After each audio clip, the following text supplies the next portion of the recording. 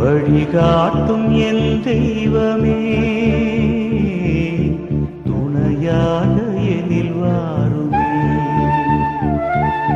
நதி மீது அலைந்தாடும் மகள் போலவே கதி ஏதும் தெரியாமலே நான் தடுமாறும் நிலை பாருமே.